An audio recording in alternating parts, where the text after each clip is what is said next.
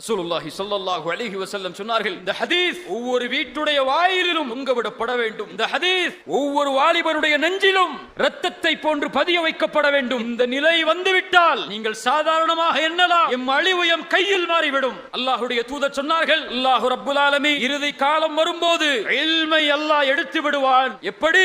அல்லாஹ் ரப்புல் ஆலமீன் உலமாக்களை, ஆலிம்களுடைய உயிரை கைப்பற்றுவதன் மூலம் மனிதர்கள், அறிவியர்களை, கல்வி இல்லாதவர்களை, என்ன கல்வி, படிப்பா, டாக்டர் படிப்பா, PhD படிப்பா, மார்க்க கல்வி இல்லாதவர்களை தலைவர்களாக எடுத்துக் கொள்வார்கள். அவர்களிடத்திலே மார்க்க தீர்ப்பை கேட்பார்கள். அவர்களும் மார்க்க தீர்ப்பை கொடுப்பார்கள். கல்வி இல்லாமல் அவர்களும் வழிகடுவார்கள், பிறர்களையும் வழிகெடுப்பார்கள். ஆனால் ஒரு மிகப்பெரிய மூலச்செலவை முஸ்லிம் சமூகத்தின் வாலிபர்களின் மேல் செய்யப்படுகிறது. அதில் சென்று தன் ஒட்டுமொத்த சமூகத்தையும் மதிப்பை பெற்றுத்தரக்கூடிய செயலை செய்து தன் வாழ்வையும் தன்னோடு சேர்ந்திருக்கக்கூடிய குடும்பத்தின் வாழ்வையும் ஒரு சமூகத்தின் வாழ்வையும் அளித்துக் கொண்டிருக்கிறது.